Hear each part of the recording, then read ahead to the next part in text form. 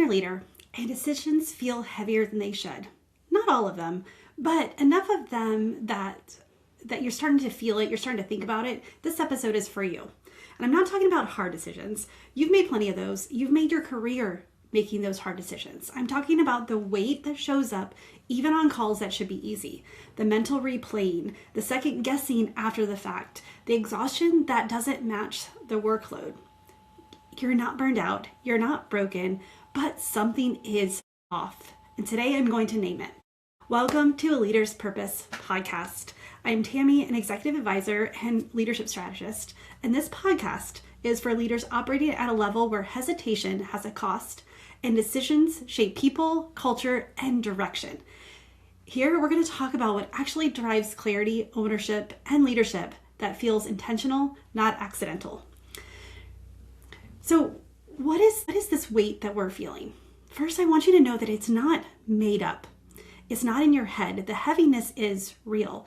It's not in every decision, but it's enough of them that you've started to notice. You used to be able to move faster. You used to be able to trust yourself more. You used to decide and move on. And now there's a friction that you can't quite name. You might even be thinking, oh, my team just needs to work harder. My team needs to communicate more. My team needs to take ownership of these projects more and stop depending on me so much. And here's what makes it worse. Is that from the outside, you look fine. You look successful, you're capable, and you've been promoted. You got here for a reason because you're good at what you do. But internally, every decision is costing you more than it should, and it's exhausting. And let me disrupt something gently, well, maybe not so gently, but we keep calling it burnout. And I'm going to say something slightly offensive. You're not burnt out. You're not toast.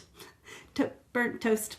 Anyway, you're still performing. You're still leading meetings. You're making decisions. You're still carrying the weight.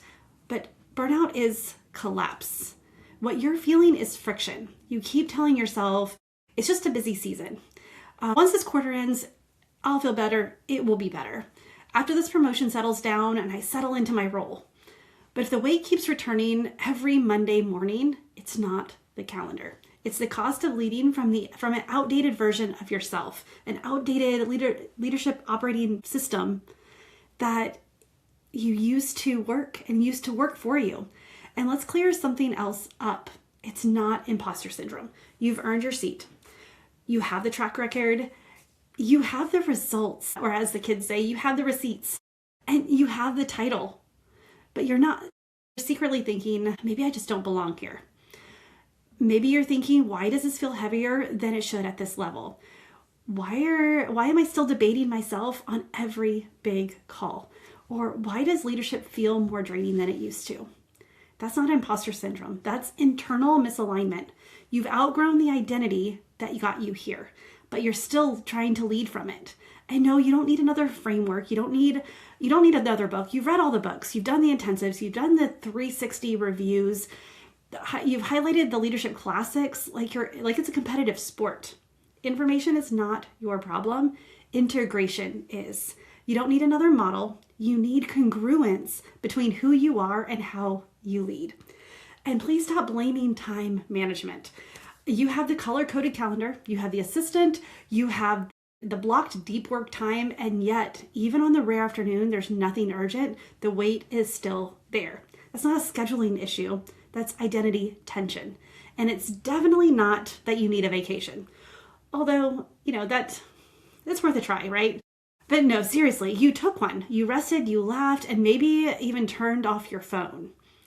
After 48 hours of returning, that old pressure slid right back in onto your shoulders like it never left.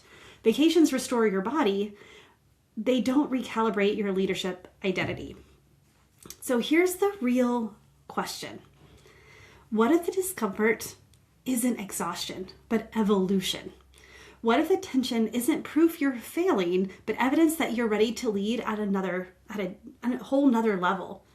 Because the version of you that got you here, the hustler, the high achiever, the one who carried everything, maybe not be the version required for what's next. And that's not a crisis, that's a calling.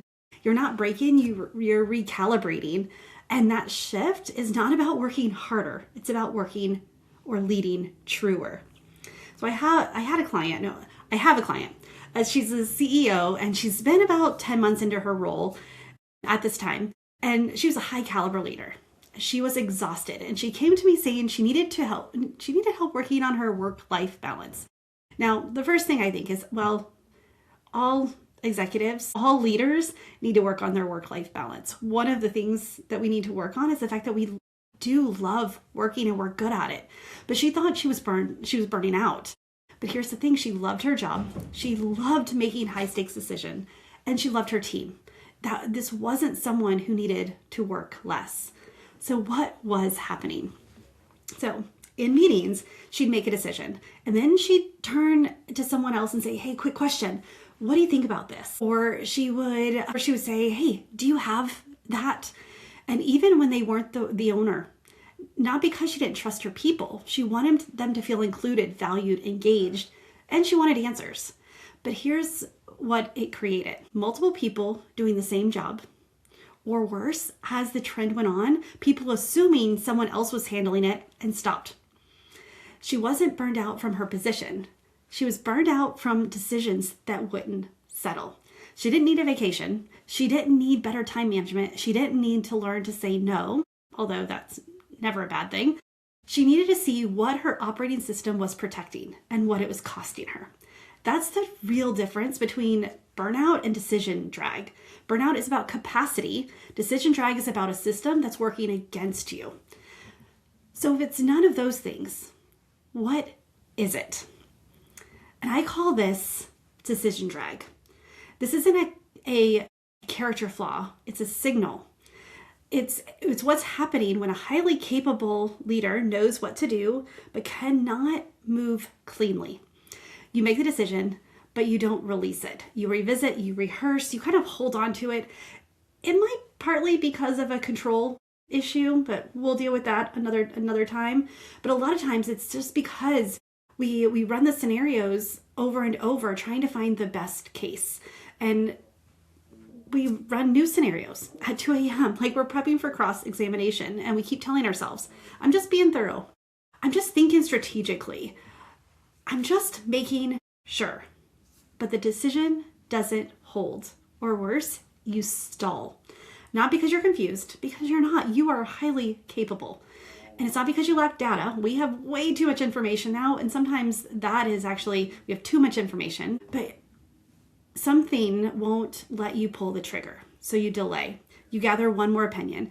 You tweak the language just slightly, or you circle back next week. And from the outside, no one calls it out because you're competent. But inside, you feel the drag, and so does your team. And here's the sneaky part. Sometimes it shows up in your team. They keep circling back to decisions that should have already been done. They re-ask questions that were answered, or they hesitate where clarity should exist. And you think, why can't they just execute? But then if you're honest, you realize the pattern started with you. Decision drag isn't about intelligence. It's not about experience. It's not about work ethic. It's about the misalignment inside your leadership operating system, your LOS.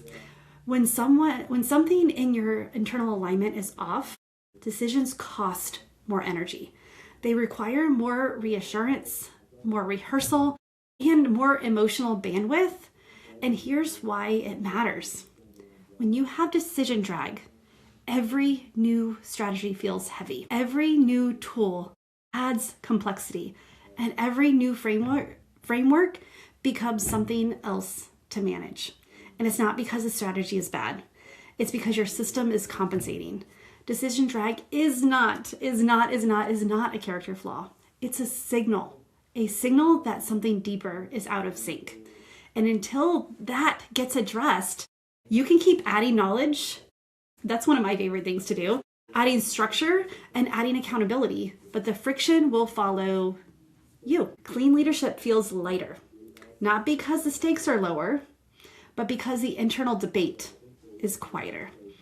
And when the internal debate is quiet, the decisions hold.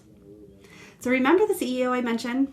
So once we started to see what she was protecting, she was being that CEO who orders people around, and everything shifted. So she She didn't want to be that CEO that orders everybody around. She started going only to the task owner with the questions. If she had something to add, she talked to the one person and let them delegate.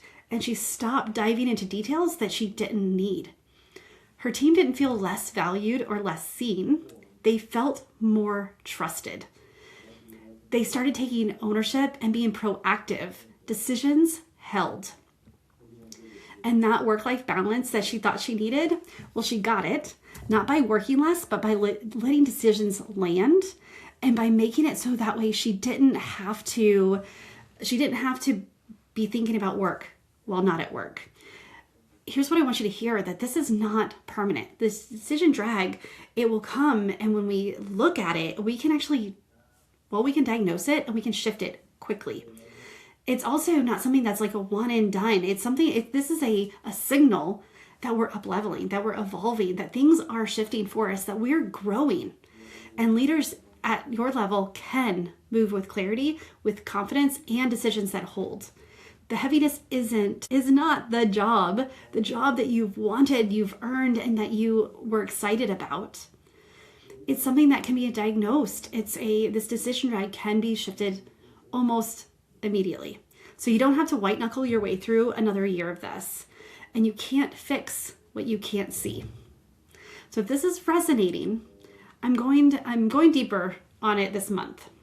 I'm actually doing LinkedIn Lives this month talking about decision drag, what's causing it, what actually shifts. Come watch, come engage, and let me know what's landing.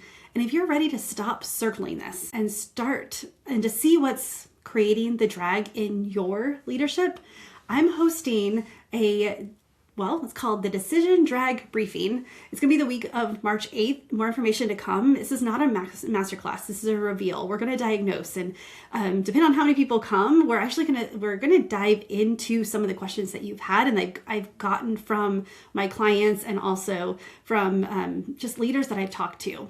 And I'll show you exactly what's making your leadership heavier than it should be and what to do about it. So stay tuned for more information, and there'll be more information. And well, if you want to get on the wait list, the link is in the show notes, and I'll see you there. All right, bye for now.